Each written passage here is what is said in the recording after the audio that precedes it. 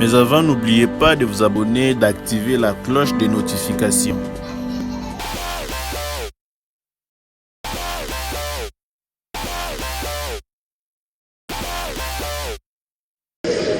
S'il vous plaît, collègues, nous avons dit que nous agissons dans un débat sincère et en toute courtoisie et sérénité.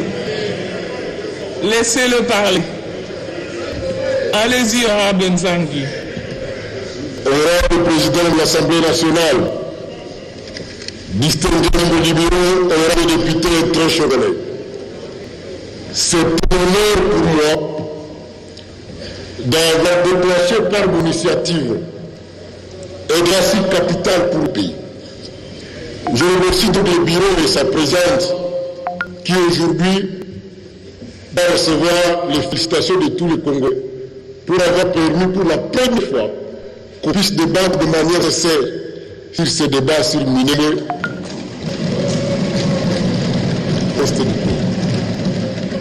Ma reconnaissance aussi est épitée à la première. Le jour de la recevabilité de cette interpellation, j'ai vu sur le visage des Congolais, unis pour dire et bien savoir ce qui se passe. C'est de cette unité que le Congo a besoin pour se rêver. Lorsque les enjeux importants sont là, nous devons être capables de nous unir et de parler un seul langage et de dire essayons de sauver notre pays. Je n'oublie pas les forces vives, les évêques, la société civile, la population tout entière, la diaspora, tous ceux qui se sont mobilisés pour que ce débat puisse être un succès. Honorable Président, dans cette conclusion, je vais parler de trois choses. La création frauduleuse de la commune de Minembwe, l'installation provocatrice de la commune de Minembwe, les antécédents et les menaces sérieuses contre l'unité du pays. Je vais aussi en profiter pour répondre à certaines contre-vérités avec courtoisie que j'ai pu attendre ici et puis reconduire par des suggestions et des recommandations. La création frauduleuse de la commune de Minembwe. Le ministre en a parlé, mais je voudrais revenir un tout petit peu. L'article 46 de la loi organique numéro 08/06 17 octobre 2008 portant composition, organisation et fonctionnement des EPD et les rapports avec l'État et la presse. Il dit ceci, au terme de la présente loi, il faut attendre par commune tout chef-lieu de territoire. 2. Toute subdivision de la ville ou toute agglomération ayant une population de moins 20 000 habitants, à laquelle le décret du Premier ministre va conférer le statut de commune. Ce décret est pris sur proposition du ministre de la République ayant les affaires intérieures dans cette attribution après avis conforme de l'Assemblée provinciale. Pour récapituler cet article, la commune c'est une agglomération. Je ne veux pas employer le terme commune rurale. Mais commune, c'est une agglomération. Dans la définition de l'agglomération, c'est une cité. Un lieu où se massent les habitations. La commune, ce n'est pas des fermes, des endroits où les gens habitent de manière dispersée sur une longue étendue et ils réunissent 20 000 personnes. C'est des populations qui se massent à un lieu. La procédure à suivre, c'est le déclassement par le ministre de l'Intérieur, l'avis conforme de l'Assemblée provinciale, la proposition de décret par le ministre de l'Intérieur et puis la signature de décret par le Premier ministre. Qu'en est-il de Minembwe? Pour ce qui concerne Minembwe, l'Assemblée provinciale du Sud Kivu, saisie par le ministre de l'Intérieur, avait constaté que cette dernière ne remplissait pas les conditions prévues par l'article 46 de la loi pour être érigée commune. Minembwe dont on parle ici, ce n'est pas une agglomération. Vous avez écouté le ministre lui-même a connu que Minembwe Centre, il accepte quand il y a 3 000. mais que les 100 000 ou les 80 millions de parles, c'est un regroupement de plusieurs villages. Si on veut faire des regroupements de plusieurs villages de communes, alors tous les Congos seront des communes.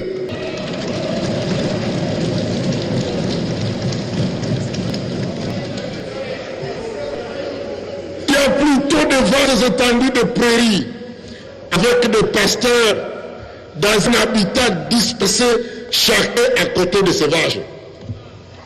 Dans son évaluation, le ministre a parlé de notre cas avec 37 000 enrôlés. 36 000, merci. Avec les estimations que les enrôlés ont tous plus de 18 ans et que le moins de 18 ans représente au Congo 53% de la population, il voulait nous dire que Minembwe compte plus ou moins 80 000 habitants. Si nous mettons 80 000 habitants sur les 10 km², ça veut dire pour le ministre Rubero, c'est 10 000 habitants par kilomètre carré. Alors que la commune de la Gombe,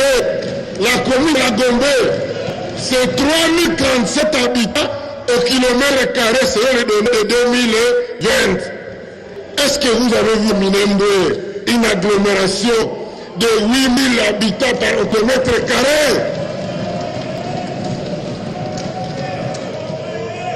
Et pour nous en rendre compte, j'ai personnellement envoyé quelqu'un au bureau de la zone de santé de Minembwe. Et il m'a envoyé les tableaux de la grande photo affichés avec des chiffres exacts sur le mur du bureau de la zone de santé de Minembwe.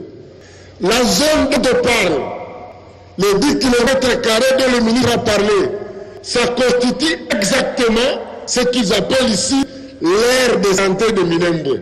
Puisque la zone de santé est très vaste. Elle sera sur plusieurs villages, plusieurs groupements, plusieurs secteurs. Mais dans l'aire de santé de Minembwe, les filles sont affichées. Même au ministère de la Santé, vous pouvez le trouver, il dit 7 989 habitants.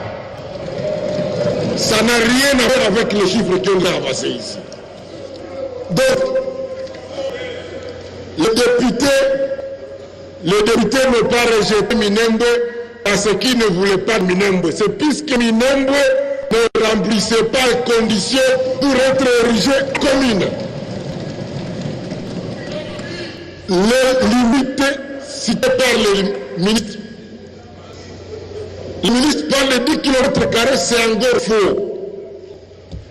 Parce que j'ai le texte qui vous a été distribué là-bas.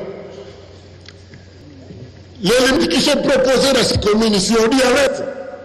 C'est le ruisseau Kaluri et la rivière Membwe. Mais si vous lisez sur la carte, allez même sur Google Maps, vous allez voir que le ruisseau Kaluri et la rivière Membwe se situent au territoire de Mwenga. Ça va une grande partie du secteur du Tole et une dizaine de villages, dont un village dont le ministre dit que c'est son village. Son village est situé à territoire de Mwenga et non à territoire de Fizi. Alors que ce village est dans les limites de la commune. Au sud, le ruisseau Sara et la rivière Kibanja, à territoire de Fizi. C'est une distance d'environ 40 km du village de Minembwe, situé dans le secteur de Ganja et qui ramasse plusieurs villages du groupement Basikangwa. À l'est, la chaîne de Mukoko et la forêt de Rubmero. Il englobe 22 villages du secteur de Tanganyika dans le groupement de Basileba et le groupement de Balala Nord et une partie du secteur de Mutambala à groupement Basimukide. À l'ouest, la rivière Matranya est dans le secteur de Lulenge, mais elle prolonge le territoire de Mwenga dans le secteur du Tombe. Bref, la fameuse commune prend les terres de 5 secteurs et 10 groupements à territoire de Fizi et à territoire de Mwenga. De bout à l'autre, il y a une distance de 56 km de guerre. Donc ça n'a rien à faire avec les chiffres qui ont été annoncés ici. La prolongation de cette commune en territoire de Mwenga consacre la violation de la loi parce que l'article 2 de la loi organique numéro 10 /011 du 18 mai 2010 portant fixation des subdivisions territoriales à l'intérieur des provinces piles, et la province est une composante politique et administrative du territoire de la République. Elle est subdivisée à villes et territoires. Sont subdivisées à l'intérieur de la province les villes à communes, des communes à quartiers ou à groupements groupés, des territoires à communes, secteurs ou chefferies. Et lorsqu'une commune prend l'étendue dans des territoires, il viole l'article 2 de la précité.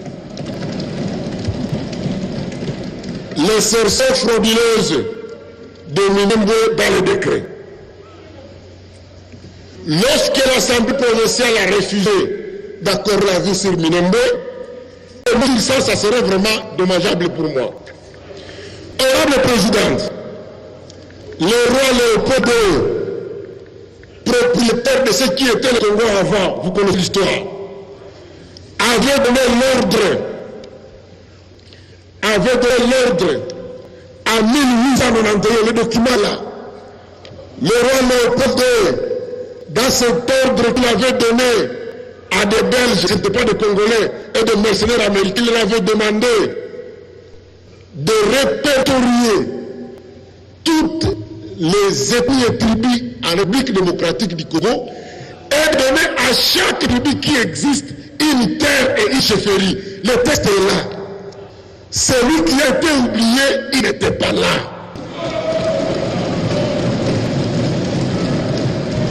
On ne peut pas falsifier l'histoire. Il y a des choses qui ont existé. Nous avons déjà voté notre constitution. Nous sommes tous des Congolais, mais au nom de cela, on ne peut pas falsifier l'histoire.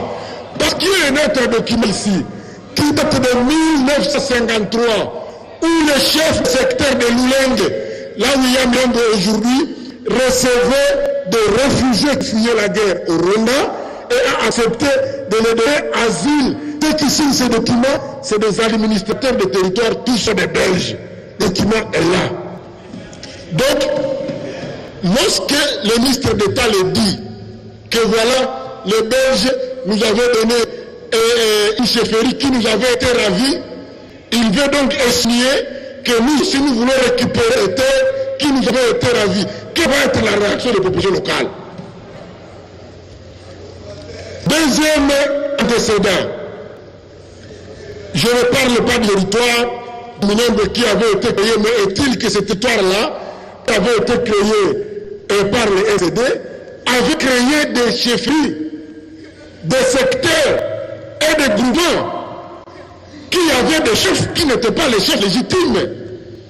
On a saucissonné des secteurs qui existent depuis 1800 et on a créé de nouveaux secteurs dans lesquels on a mis à la tête des personnes qui n'ont pas de loyauté. Tout ça, c'est des actes d'antécédents pour lesquels on doit tenir compte. En 2004, lors du RIS 4, je ne vends rien. Parce que vous savez que le ministre Robert qui était vice-président de la République à cette époque, avait séché les institutions parce qu'on n'avait pas reconnu le territoire de Minembwe. Et je viens de vous dire les limites. Vous sentez que ce qu'on appelle aujourd'hui commune de Minembwe, c'est le territoire 10. C'est pratiquement les limites épais aménisées, mais de ce qui était le territoire de Minembwe qui avait été rejeté par l'Assemblée de la population congolaise. Pendant la même période, donc, pendant la conférence de Goma, en 2008, le ministre a proposé, dans les résolutions de la conférence, la création du territoire de Minembwe. Donc, c'est une revendication personnelle et il y revient de tout le temps. Honorable présidente, puisque je suis entré dans leur affaire, vous ne devez pas oublier qu'en 1996, à cause de cette question ici, que vient de débattre ici, et là je remercie beaucoup l'honorable Balaïba qui en avait parlé avec brio, nous avons connu la guerre à l'Est. Et la guerre à l'Est parce qu'on a dit que les populations de l'Est avaient refusé d'accorder des terrains à des populations qu'il discriminait. Je me souviens de la journée 6 janvier 2007. Que vous voyez ici, je n'allais pas être avec vous, puisque mon village de Tchaviong a été attaqué par un escadron. Dans cet objectif ici, j'étais dans un restaurant avec 30 personnes, j'étais 30e. Et 10 minutes avant, j'ai eu un mauvais pressentiment, je suis sorti du restaurant. J'ai couru. Mais 10 minutes après, tous ceux qui étaient dans ce restaurant-là à Tchaviong ont été tués. Il y avait 19 femmes, il y avait des enfants, et chacun a reçu une balle dans l'œil droit.